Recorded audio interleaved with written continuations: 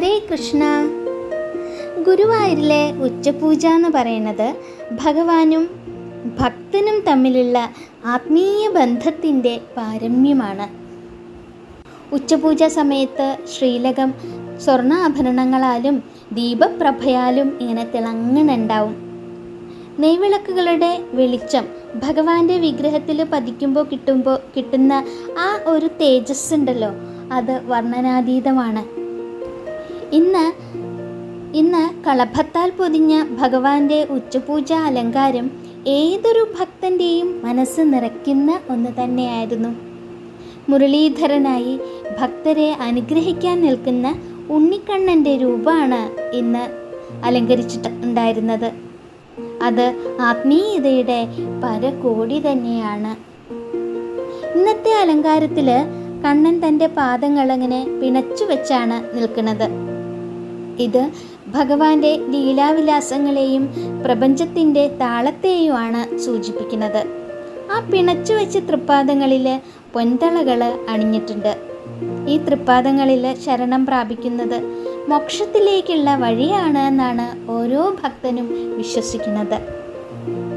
ഭഗവാൻ പൊന്നോടക്കുഴൽ ചുണ്ടോട് ചേർത്ത് വേണുഗാനം പൊഴിക്കുന്ന ആ ഭാവത്തിലാണ് നിൽക്കുന്നത്. കണ്ണൻ ഭക്തരുടെ ഹൃദയത്തിലെ അജ്ഞാനത്തെ മാറ്റി ഭക്തിയുടെ സംഗീതം നിറയ്ക്കുകയാണ്. ആ വിരിഞ്ഞ പുഞ്ചിരിയും പ്രസന്നമായ ആ മുഖവും എല്ലാം നമ്മൾ കാണുമ്പോൾ തന്നെ അത് നമ്മുടെ ജന്മപുണ്യം തന്നെയാണ്. ഭഗവാൻ ഒരു പട്ടുകോണം ധരിച്ചിട്ട് ഇങ്ങനെ നിൽക്കുന്ന ഒരു ഉണ്ണിയാണ്, ഉണ്ണിവാവ കണ്ണനാണ്. കഴുത്തിനോട് ചേർന്ന് മനോഹരമായിട്ട് മുല്ലമുട്ടുമാലയും വളയം പോലുള്ള വേറൊരു മാലയും കൂടിയും ചാർത്തിയിട്ടുണ്ട്. കൈവളകളുണ്ട്, തോൾവളകളുണ്ട്.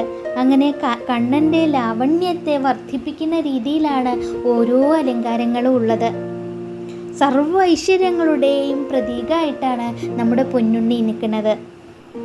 രണ്ട് ചെവികളിലും നോക്കി നോക്കൂ, മനോഹരമായിട്ട് ഇങ്ങനെ ചെവിപ്പൂക്കൾ അലങ്കരിച്ചു വെച്ചിരിക്കുന്നു. ചന്ദനവും കളഭവും കൊണ്ട് നിർമ്മിച്ച കിരീടമാണ് ഉണ്ണിയുടെ തലയിലിരിക്കുന്നത്. കളഭത്താൽ പീലി ചാർത്തിയ ആ തിരുമുടി ആത്മീയ ചൈതന്യത്തിൻ്റെ പ്രതീകം തന്നെയാണ്. ചന്ദനത്തിൻ്റെ സുഗന്ധം പോലെ ഭക്തൻ്റെ മനസ്സിൽ ഇങ്ങനെ പടർന്നു കയറുകയാണ്. ഭഗവാന്റെ തിരുമുടിമാലകൾ നോക്കി നോക്കൂ, 3 തിരുമുടിമാലകളാണ് ചാർത്തിയിട്ടുള്ളത്. തെച്ചിയും തുളസിയും നന്ദ്യാർ വട്ടവും ചേർന്ന മാല. പിന്നെയോ വെളുത്ത താമരയും തുളസിയും ചേർന്നിട്ട് ഒരു മാല കൂടിയുണ്ട്. പിന്നെ ഇതൊന്നു കൂടാതെ തടിച്ചുരുണ്ട 2 ഉണ്ടമാലകൾ ഭഗവാന്റെ കഴുത്തിലും ശോഭിക്കുന്നുണ്ട്.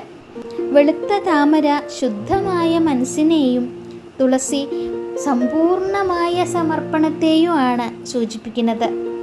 ഈ മാലകളുടെയൊക്കെ നടുവിൽ നമ്മുടെ പൊന്നുണ്ണിക്കണ്ണൻ ഒരു കൊച്ചു വാവയായിട്ട്, കൊച്ചു കൃഷ്ണനായിട്ടാണ് നിൽക്കുന്നത്. പ്രപഞ്ചത്തിൻ്റെ കേന്ദ്ര ബിന്ദുവായിട്ടാണ് നമുക്ക് അനുഭവപ്പെടുന്നത്.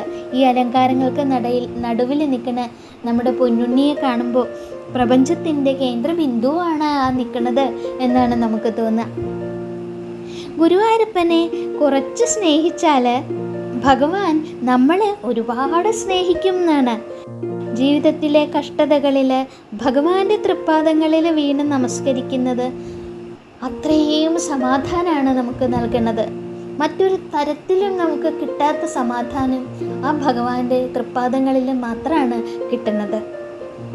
ആ തൃപ്പാദങ്ങളിൽ സർവവും സമർപ്പിച്ചുകൊണ്ട് നമുക്കെല്ലാവർക്കും ഒരുമിച്ച് ഭഗവാന്റെ നാമങ്ങളെ ജപിക്കാം. നാരായണ നാരായണ നാരായണ, കൃഷ്ണ ഗുരുവായൂരപ്പ.